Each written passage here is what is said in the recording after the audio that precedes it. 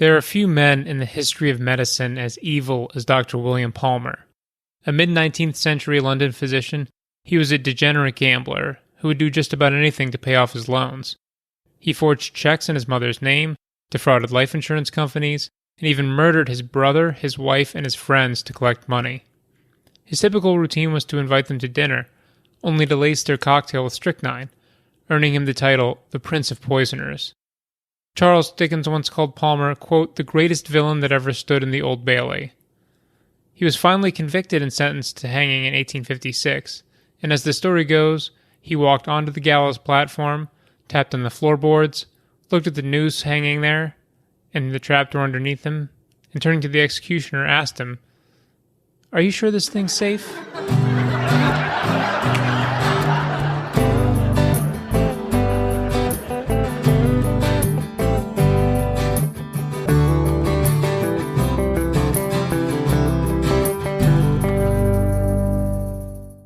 Hi, I'm Joffer. I'm Margot. And I'm Tamar. Welcome back to At the Bedside, the segment of Core AM where we try to explore experiences and ethical issues beyond traditional algorithms of evidence-based clinical care. In today's episode, we're talking about gallows humor in medicine.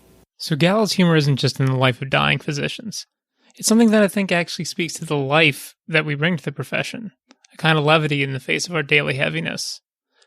Anyone being honest about their experience in the hospital will tell you, clinicians joke about dark stuff all the time. And not just death, but also illness, debility, catastrophes, almost any form of human tragedy, really. And oftentimes there comes with it this little twinge of guilt or cringe. Was it okay to say that? And whenever you have to do that, ooh, was that okay moment, there's a voice of conscience there, an ethical debate going on somewhere inside. So let's bring it outside. Today we're going to talk about all the good, the bad, and the ugly that comes with this so-called gallows humor, and humor more broadly. First, Margot is going to try and answer the question, why are we so drawn to humor? And what motivates us to use humor when dealing with death and illness? Then Tamar will help us understand, what are the risks of gallows humor? We were very lucky to sit down with two guests who have both used medical humor as major parts of their career. Katie Watson is a former lawyer, current sketch comedy and improv performer, and a professor of medical ethics at Northwestern University Feinberg School of Medicine, whose landmark 2011 paper in the Hastings Center report first set the stage for really looking at gallows humor in medicine as a everyday practice that really could be a legitimate concern for bioethicists. The idea of like what we don't talk about, but we all do, or many of us do, is always a place as a scholar to go. Because I care about actual practice. I care about actual behavior, not just theoretical models of behavior. Also with us is Dr. Stephen Bergman, who writes under the pen name Samuel Shem. He's a former psychiatrist and current professor of the medical humanities at NYU School of Medicine, best known for authoring The House of God, one of the most dark, funny, controversial, but undeniably important accounts of modern medical training. At the end of the episode, stick around for a special reading from his new novel, coming out November 12th. Man's Fourth Best Hospital. It's a sequel to The House of God. My first disclaimer for anyone listening is that while I love this topic, I do realize the letdown that sometimes follows when you tune in planning to hear something funny and instead get treated to a big plate of theory and ethical reflection and moral ambiguity. To paraphrase the great American writer E.B. White, analyzing humor is a bit like dissecting a frog. You'll learn a lot about how it works, but in the end, you've got a dead frog. Look, just hang in there with us, and we promise to sprinkle in a little something along the way.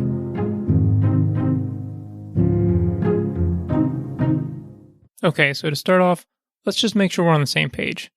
What is gallows humor? What makes gallows humor different from just regular humor? Professor Watson helps us out with this. Formally speaking, gallows humor is joking about death or dying. The term is used more broadly, and I think appropriately, particularly in medicine, to refer to joking about anything that is dark or macabre or frightening, and making jokes about those terrifying circumstances. And I think health and illness fall into that. So it's not always about dying per se, but about the difficulty and challenges of illness. Another helpful definition I've heard is that gallows humor generally looks at human suffering as absurd rather than pitiable. and healthcare professionals have no monopoly on this market. Examples of gallows humor abound in TV, in movies, books, pushing out to the boundaries of taste and becoming popular precisely because they touch on this fundamental human fear. One essential element of humor in general is the violation of expectation, the juxtaposition of mismatched parts. You know, that playful unexpectedness of a punchline. And nothing hits you with more surprise than playing with death. So it's no wonder then that this becomes a favorite jumping off point for comedians, especially for one of my personal heroes, George Carlin. After someone dies, the following conversation is bound to take place, probably more than once. Two guys meet on the street. Hey, did you hear? Phil Davis died. Phil Davis? I just saw him yesterday. Yeah. Didn't help. He died anyway. Apparently, the simple act of your seeing him did not slow his cancer down.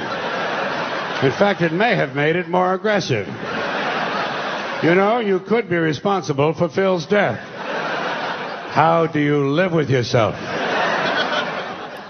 Something different happens, though, once the humor leaves the stage and gets pulled into the real world, and into the illnesses and tragedies of real people. There are many examples of patients using gallows humor to help take control of their own lives and stories. For instance, I've seen a lot of different funny breast cancer t-shirts for patients, with lines on them like, quote, save second base, or my oncologist did my hair, and yes, they're gone. They tried to kill me. These kind of jokes have actually been shown to decrease feelings of isolation, maybe because humor has this way of easing the discomfort others feel around the patient's illness, and as a result, it draws in more social support. Even survivors of the most horrific war crimes, including the Holocaust, describe using a kind of gallows humor not only after but during their suffering in the camps. You can watch a masterful take on the subject in the 2016 documentary The Last Laugh. Without humor, I don't think we would have survived. Did you talk about how funny the camp was? Oh, God, yes. We laughed to say, ha, ha, ha, ha, you'll get you there.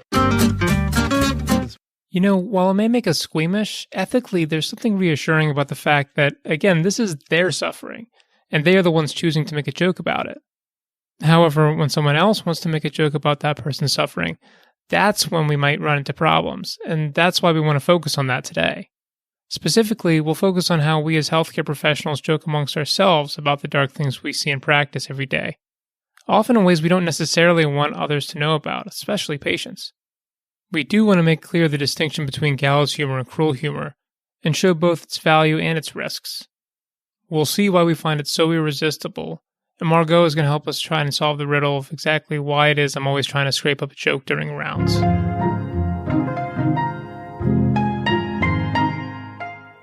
At the most basic level, humor is defined as anything meant to be comical or amusing. It's not just a really basic form of human interaction. It actually cuts across species. Even chimpanzees joke with each other. There are a lot of great things about humor. It can help people bond, form a sense of social identity, and feel better about themselves, particularly if they get a laugh or two. There was an interesting meta-analysis that tried to understand how humor worked in the workplace, and it found that humor improves cohesion and leadership dynamics, and makes people better at coping, and it can reduce rates of burnout. I will say, though, that the benefits of humor really depend on what kind of jokes you're telling. Broadly speaking, there are two types of humor: adaptive humor and maladaptive humor. Adaptive humor includes subcategories like coping humor, which is where people tell a joke to cope with a tough situation. For example, here's a clip from the comedian Gary Gulman, who talks about his struggle with mental illness in his special, The Great Depression. I have taken antidepressants on and on for 30 years, and because of the nature of antidepressants, sometimes they don't work and you have to try something else. Sometimes they work and then they stop working and you have to try something else. Sometimes they work but they're not good enough. You need to augment them with something. So over the years, I have tried Pamelor, Nortriptyline, Wellbutrin, Zoloft, Paxil, Abilify, Adderall, Ativan, Klonopin, Duloxetine, Mirtazapine, Sertraline, Apexa, Celexa, Zyprexa. At one point, my doctor said, let's just try drugs that rhyme. Thank you, Dr. Seuss. Then there's affiliative humor, where people joke around with friends or colleagues. And there's also a category called self-enhancing humor, where it's one person, all by themselves, just being amused by the absurdity of the world. There's also skilled humor, which is where one person will crack a joke to put others at ease. These 4 subtypes of adaptive humor have been associated with greater self-esteem, lower depression and anxiety levels, and more positive self-competency judgments. But coming back to maladaptive humor, there are 2 main types. The first is self-defeating humor, where people make jokes at their own expense. Self-defeating humor is associated with poorer self-esteem, greater depression and anxiety, and poorer judgments of self-competence. Think about Rodney Dangerfield. Funny to listen, but maybe hurts at the end of the day. I know I'm ugly. I went to a freak show that let me in for nothing. Then there's aggressive humor, which makes other people the butt of the joke. That didn't really seem to have any impact on personal well-being. Coming back to gallows humor, let's talk for a second about how it can play a role in social bonding. Shem spoke with us about some of the lessons he learned about humor. What I've come to realize years after the House of God is that what really was destructive for us in that internship was that we got isolated. If you walk through suffering with caring others like us, you're not going to suffer as much and you're not going to spread more suffering around. So when you're scared and you're floating around this big hospital and you don't know what you're doing, if somebody uses humor, that's a connection. Gallows humor allows people to bond when faced with the unique kinds of stressors that outsiders might have difficulty understanding. This is probably part of the reason that it's used in a lot of other professions that regularly deal with traumatic issues, like firefighters, soldiers, journalists, and policemen. Gallows humor can develop into a set of in-jokes that cement the group's common identity. Telling that in-joke says, "We're all in this together." In-jokes can actually turn into a whole set of dark euphemisms, saying discharge to heaven instead of death, or calling a gunshot wound a bad case of acute lead poisoning. Sometimes, these euphemisms turn into slang. For example, in House of God, Shem created a whole humorous vocabulary that has made its way into day-to-day medical lingo, terms like gomer, turf, and bounce. A study of British medical trainees found that use of slang incrementally increases throughout medical school and peaks in internship. It's probably also worth noting that other studies have shown that empathy decreases over the same period of time, though to my knowledge, there isn't a study that has looked at the relationship between empathy and gallows humor directly.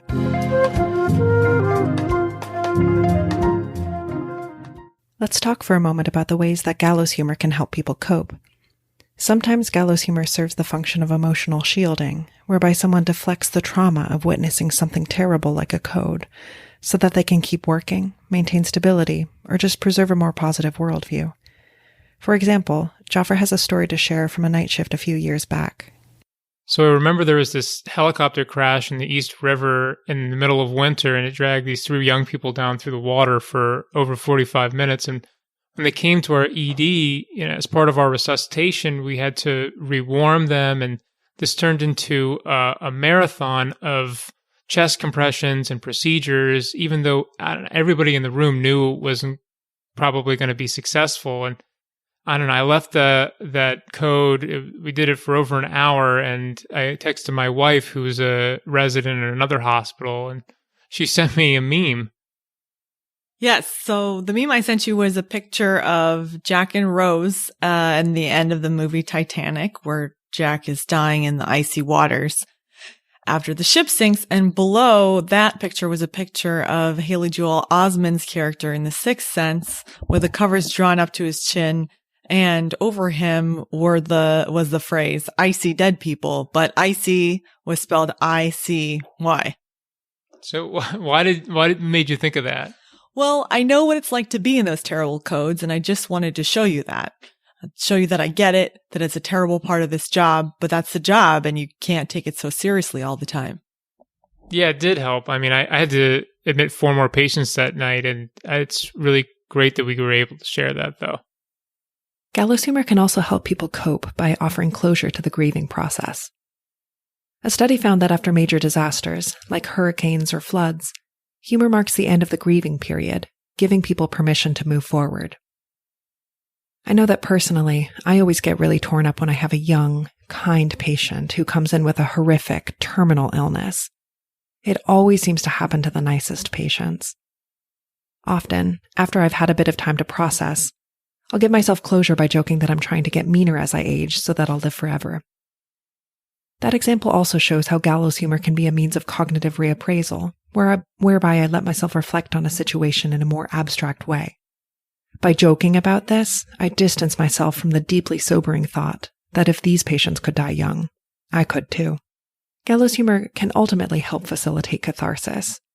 It can be what Freud calls a mature psychological defense mechanism, whereby somebody channels otherwise overwhelming feelings into a socially acceptable form.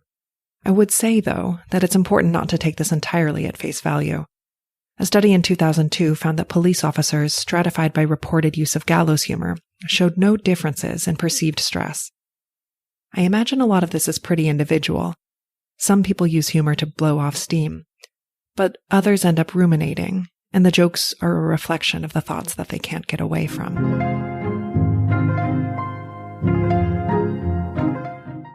Gallows humor can also serve as a way of resisting oppression. When we were speaking with Professor Watson, she was helping us piece apart the reasons that clinicians joke around with each other. She actually wondered whether it was a way for us to blow off steam. I think our physicians in America are, by and large, exploited. I think you are often in very difficult training situations, and then you go on to high-pressure practice situations that don't account for your humanity. And so I think some of this is coping mechanisms for unfair labor practices. Usually, the scope of gallows humor in resisting oppression is pretty modest, just a way for us to be open and honest with each other about the messed up things that we can see on a daily basis. But the theme also came up over and over in our discussions with Shem, where gallows humor played out in a powerful way on a national stage. Part of the reason that House of God was such a landmark book was that it spoke truth to power. As Shem said, one of the basic things that I didn't realize we were doing consciously in the House of God was a way of resisting what we saw as an unjust system, where we really were being abused in various different ways that I described. House of God spends much of its time critiquing the medical training process, casting light on elements that needed reform. It was an act of defiance and an attempt to return some semblance of power to those who felt powerless. Shem gave an example where he and his fellow interns made light of a pretty morbid metric the hospital was asking the interns to adhere to. The higher-ups in charge of all of us interns decided we weren't getting enough postmortems, right? And that they were going to give a prize at the end of the year for the intern with the most postmortem permissions. And we thought this was absolutely despicable, that we were getting rewarded for dead bodies, basically. But what we did with it in the book is that a couple of the guys, and this was true, we started making fun of it. We called it the Black Crow Award, and it became a real bonding thing that carried us through. The Black Crow Award also illustrates the principle of using humor as a means of quote-unquote rapid truthing. Rapid truthing means saying it like it is, bypassing the cautious and sometimes circumlocuous language that people use to describe sensitive topics. In this way, it can facilitate communication by stripping the niceties off an ugly truth, and by shocking an audience out of complacency.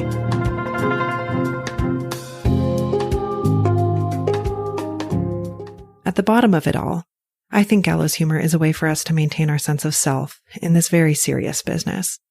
I may be a doctor, but I'm a human too, and humans tell jokes. I've noticed the question is, when is it okay to joke? Like the assumption is that healthcare is serious business and you wouldn't make a joke at work unless you had some deep psychological need to do so in order to process this terrible event. And I find that so interesting and diagnostic in this Rorschach-y way about personality types and expectations. And can we be who we are 24 hours a day? And I really am very into that integrated personality and integrated workplace concept of if you have to be a different self at work, that you're probably not going to flourish in that profession. One of the funniest moments in our interview with Professor Watson was a story that she told about an interaction between a urologist and his patient. A teenager came to a urologist saying he had lost a piece of plastic and he was sure it was in his bladder. And the urologist was like, well, what do you mean? He fell asleep and then the plastic was gone and he's sure it was in his bladder. And you don't have to be a physician to be like, I feel like what you're telling me is you put a piece of plastic in your penis and you lost it. And that is a medical thing that needs to be taken care of, right? And the urologist said to, I believe, a nurse in the hallway where the patient couldn't hear, just said, oh, I hope he doesn't lose his cat. She went on to point out that the situation is funny on its surface, but the more that you think about it, the trickier it gets. So with that, I want to turn it over to Tamar, who explores this question. Is there something worth investigating underneath the laughter?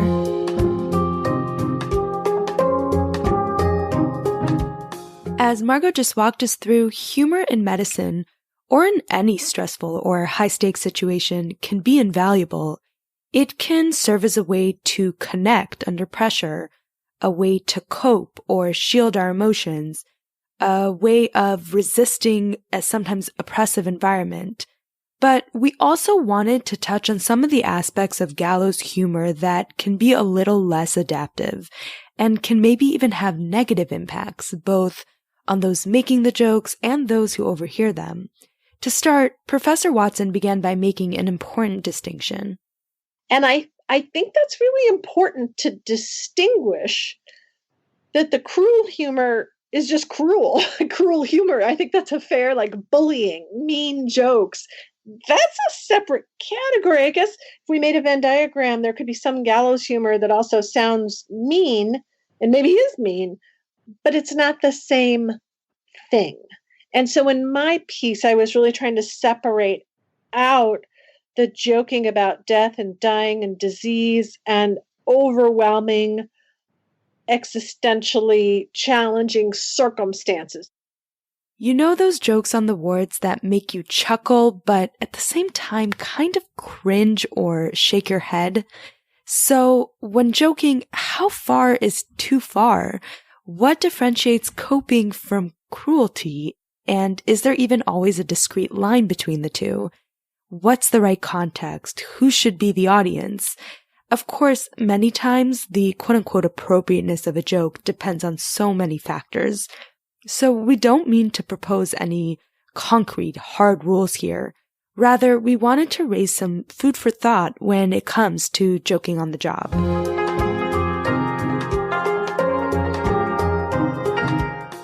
The first things that, of course, come to mind are our obligations to our patients and the potential problems of joking around them.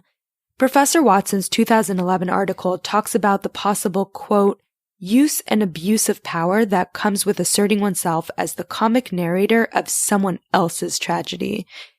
Even Shem, who's made a literary career exploring the role of humor in medicine, mentioned to us his own jarring experience when his doctor's attempt to lighten the mood didn't quite land.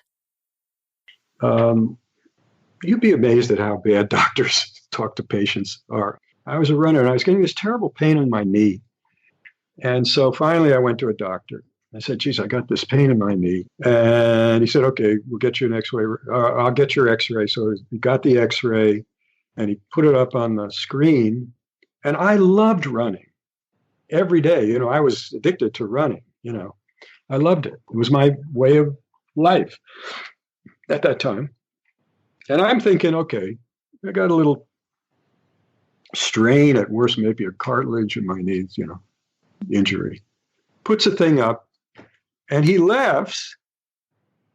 He says, you're going to need a total hip replacement. Just like that. Total hip? I was shocked. I didn't know what to say. I was speechless. It can really hurt somebody if you crack a joke. I think that's what he thought he was doing. And so we have to be really, when you go see a patient, you have to be on in terms of there's a suffering person there who's rooting for you.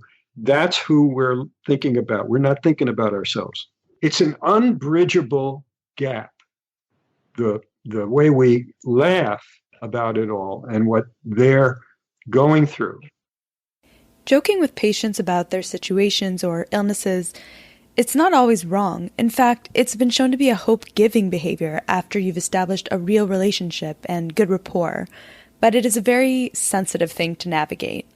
On a bit of a different note, there have been a few major lawsuits that gained publicity over the past few years where clinicians were recorded making really insulting jokes about patients during colonoscopies or surgery. Relating to this, Professor Watson interestingly raised a concept she calls corporeal joking. I assumed in my article a division between front stage and backstage. Either you're with a patient or a family member or within earshot, or you're backstage just with your colleagues. And the corporeal cases are cases in which the patient is present but unconscious. And it really challenges that boundary. Is the patient present or not? And I think the joking happens because it's as if the patient is not present, like you're talking to the colleague that's across the body. But the patient, of course, is physically present, and you're acting as if they're not. So at level 1 of that analysis, I want to say that any joking about the patient when the patient is present, even though they're unconscious, is unacceptable. I do think there's something about the disrespect to a person who's right in front of you. I do think there's something corrosive about that. And even when we make sure we're only in the company of others on the care team, does a joke really only become misconduct when the wrong person hears it? Professor Watson again spoke about needing to really push ourselves to reflect on how vulnerable patients are, and not just when they're physically present to hear something mean. In my article, I talk about being clear about what you're making fun of. Sometimes you're making fun of yourself. Sometimes you're making fun of death or the absurdity or the futility of rolling that rock up that mountain one more time. So I think I want to be careful to lump it all together. So that would be one thing. Like if it's maladaptive when it's starting to make fun of patients versus making fun of circumstances and one's own foibles and fallibility and fears, joking up versus joking down. And I think that is maybe a helpful rule of thumb too, that am I making a joke where the circumstance or the person who's really the butt of the joke has less power than me? And if so, that's usually something we should avoid. Considering these power dynamics and the concept of joking up versus joking down is also so important to think about around medical trainees. We know that medical educators, they don't only teach us clinical reasoning and physical exam maneuvers, they also are supposed to be our role models when it comes to professionalism and humanism in practice. This brings us to the hidden curriculum in medicine and the socialization of negative behaviors. To our listeners, we know you might have seen this one coming, and there is so much we can say about this topic. For now, though, we wanted to focus on how jokes contribute to this hidden curriculum. A joke can highlight and improve a difficult shared experience, but also it can contribute to desensitizing us to moments that maybe should be difficult or kind of uncomfortable to grapple with. So again, just to warn you, we're going to offer a lot more questions here than concrete answers. For example, are some jokes only appropriate to make around clinicians with kind of a certain amount of experience? And what does it say about these same jokes if they would seem callous or offensive to a newer trainee? Do you earn the right to be humorously jaded? Meaning, can the same joke be okay if an experienced attending tells it, but it would be wrong if it was told by an intern? And most importantly, what do trainees take away from hearing a role model behave this way? Professor Watson spoke to some of this. The academic term for it is the process of de-idealization. So young people come into medicine really excited to help people. And if they hear these cynical, jaded, dark comments, they're just like, ugh, like, I don't want to end up like that. And are these supposed to be my role models? And this guy sounds like a dirtbag.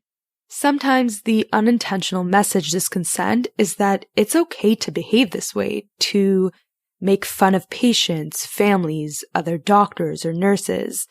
Other times, even when trainees know they feel uncomfortable, they sometimes feel that they have to pretend to go along with it, to be likable, or to be considered a good team player. And the tension in these types of situations contributes to the moral injury students and residents experience during their training. The recruitment into the laughter. the performative role when they are required to laugh is horrific. It's a forced false confession.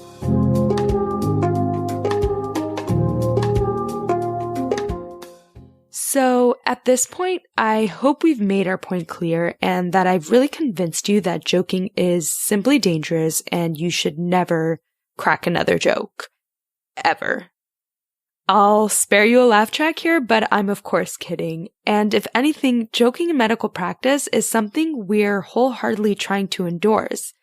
What we took away from our discussions with Shem and Professor Watson, though, was the incredible importance of always reflecting on what jokes we're making and really why we make them. For one, does humor ever come at the expense of other reactions? Returning quickly to the story of the young man who fell asleep and lost a piece of plastic in his bladder, Professor Watson shared some further thoughts. I worry that by going to the joke and the relationship and the fun exchange with the nurse, I worry that, or I think that he risked disrupting the therapeutic alliance with the patient, which is a very different emotional space of empathy. And so that's a time where I think the humor is diverting the emotional energy from a more productive route, which is to sit down with that patient, because the kid is saying, I didn't do it. But we all know that just defies reality. So what's going on there? Why can't he tell the clinician the truth? And if they could have an open conversation about that, what could that teach that young person about healthcare and the possibility of alliance and partnership and honesty and safety? Instead of just being a technician who pulls a piece of plastic out of somewhere funny. And it, of course, doesn't have to be one or the other. We can joke and be empathic and caring to our patients at the same time. But Professor Watson reminded us to be thoughtful about not sacrificing one for the other. Lastly, she pointed out that while humor can be a mature coping mechanism, it probably isn't entirely healthy for it to be the only one. I think it's also maladaptive when it's your go-to every single time. Like, if someone cried in the hospital, a resident cried in the hospital, I would not, if I were their supervisor, think that was automatically terrible or they couldn't handle their job. If something that happens with some regularity in our discipline, they cried every time, I'd say, like, you might want to talk to someone about that. It seems like your coping mechanisms are, you're on thin ice all the time. And and I think that the cut to the dark joke is the equivalent of, is a crying equivalent sometimes, and except it's a more socially acceptable one. And so I kind of be checking in with myself about how come I'm always doing this. Seems like maybe I'm low resource right now. And, should I have better coping skills or a wider range of coping skills?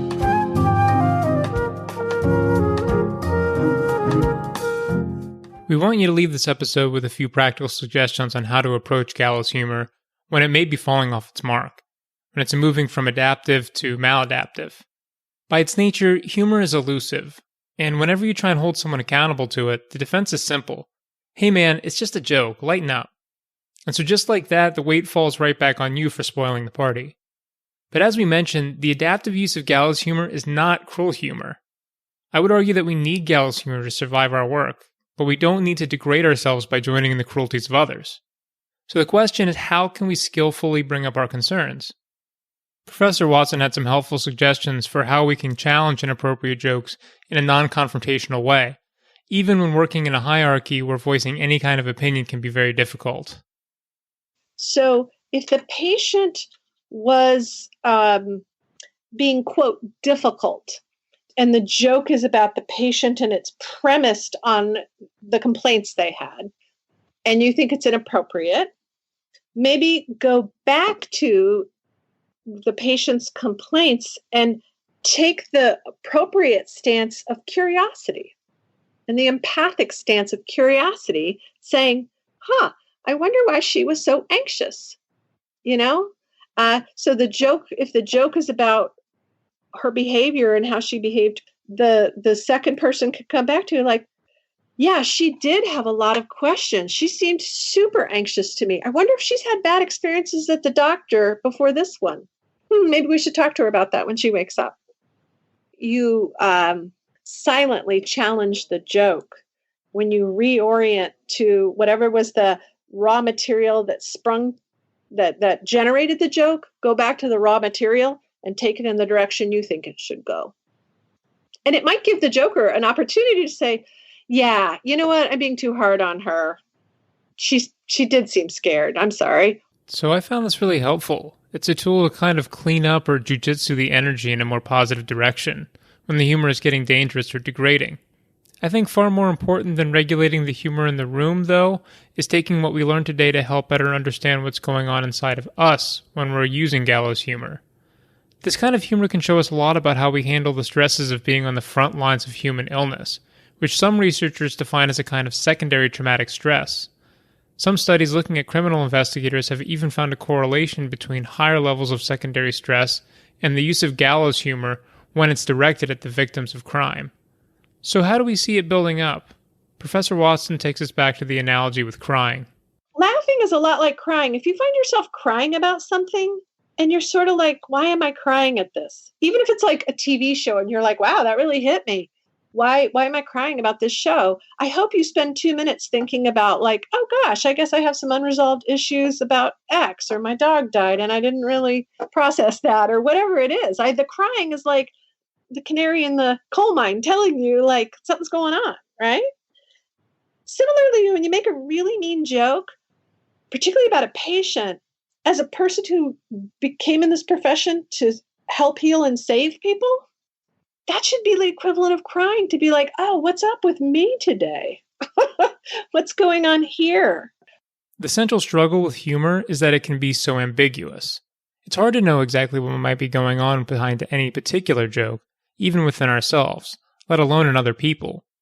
But if you walk away from this episode with one thing, it's that we can reflect on our use of gallows humor in practical and productive ways. Physician, you can know thyself. The next time you're thinking about the use of humor in a medical situation, ask yourself these questions.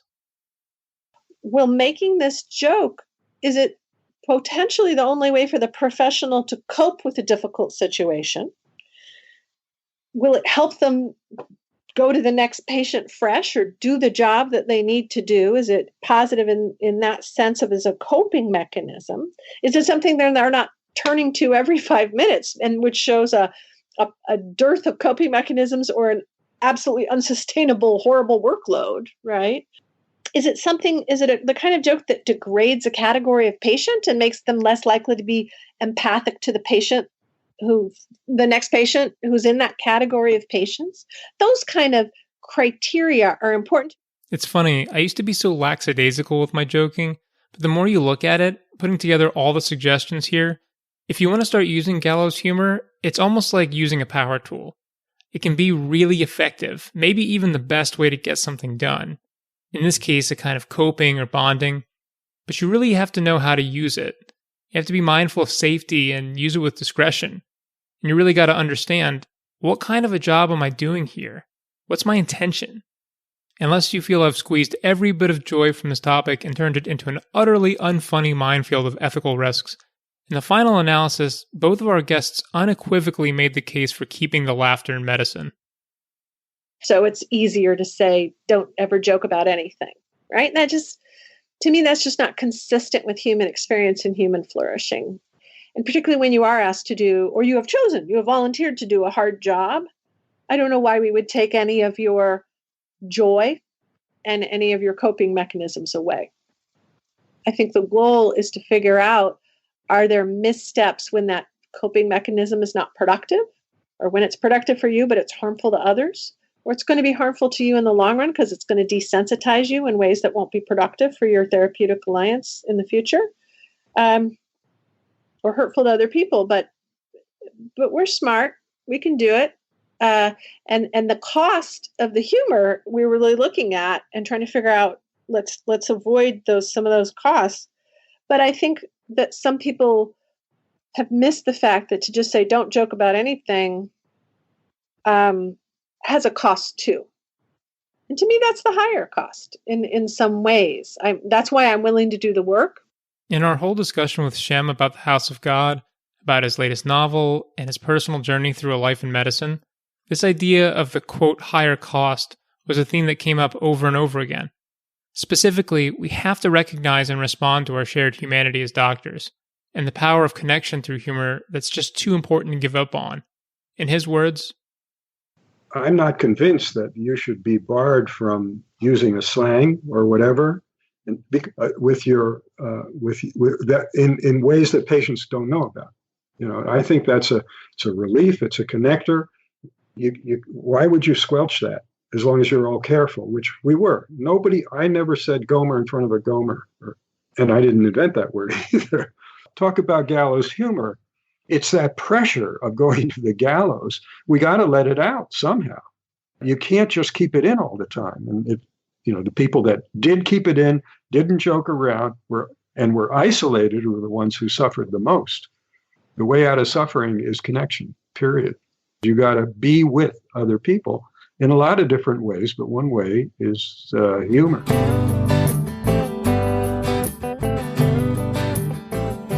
Thanks everyone for listening.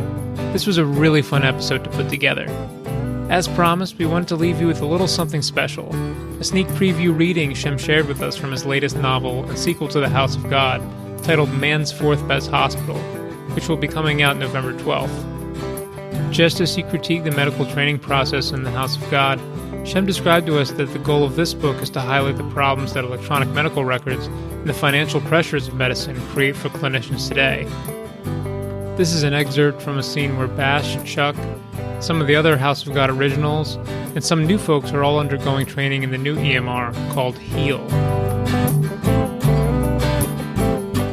We docs had an orientation to HEAL, a 4-hour-long video and workshop with a rosy-cheeked and smiling, clean young guy dressed casual name tag Bob. Bob's first step was to pass out a single sheet of actual paper for our signatures, a routine form required for your employment stating that you will not in public say or write anything negative about HEAL, your usual gag order, like Epics, but a lot better. Okay, folks, Bob said, clicking on the first slide, which printed out his exact words, "We are at war against the health insurance companies." As he went on, it turned out that this war, like all wars, was about money. On our side of the screen, we are fighting for the highest payment for our work. On their side of the screen, they are fighting for the lowest payment of our work. And how did we fight this war? By gaming HEAL codes of each disease diagnosis and treatment to max out money. In principle, we could max out cash by clicking on little boxes in two ways. The first was qualitative, clicking on the worst disease diagnosis, most severe form, requiring the most treatment. The second was quantitative, also clicking on as many different worst and severe disease diagnoses, requiring the most elaborate treatment for as long as possible. Health insurance, the army on the other side of the screen, tried to minimize our maximums of money. Bad news, said Bob. They have lawyers trained to catch us in an illegal, like lying, which we do not do. The good news, we have 334 people in the billing building, the billables, they called them. We nicknamed our elite billing enforcer team Coders for Cash. They work out of a war room at an undisclosed location. We are watching each of you for your choice of click codes from admission to discharge. Fiscally, doing procedures on patients makes the most money. Surgical procedures make the most money. Medical care makes the least. He paused, then said fiercely, except for the diagnosis of sepsis, severe. After you click sepsis, the pop-ups ask mild, medium, or hot, severe, like at a Thai restaurant. But sepsis is by definition a life-threatening blood infection, always severe, monetized compared to mild or medium. Severe is a cash cow that wins hands down. We will dog you till the sun goes down. If you click sepsis, you always click severe, the code for cash. But then why, I asked, do you have boxes for mild and medium at all? Camouflage, he said. For this fatal disease, we have no choice Hippocratically but to click severe. He went on. I tuned out but caught his summary. And this is true. It all boils down to earwax. He spoke passionately about how to squeeze the most money out of earwax. First, in a moving historical tour, he said, earwax is an untapped pool, rampant in our senior citizens, a cause of deafness. How many of you routinely earwax your patients? We took this as rhetorical and did not reply. The money in earwax flows by clicking this diagnosis in almost all patients and removing as much volume as you can. Bob then showed on the big screen a doctor at HEALing. You have to choose between the two codes for earwax removal. 40773 is for taking a syringe and washing it out, reimbursed at $77. But 40774, using the metal scooper thingy to remove it, $182.57. The difference, $105. And doing both, $359.90, more than the sum of its parts. Multiplied per person, per year, millions. Guess which procedure for full extraction and max liquidity is preferable? Both. Do the right thing. Right thing for all of us of the Fat Man Clinic was to walk out. I was with Chuck and Naidu walking down the hallway. So, Chuck, I said, what'd you think of that? Man, it all went in one ear and out the other. You know how it is.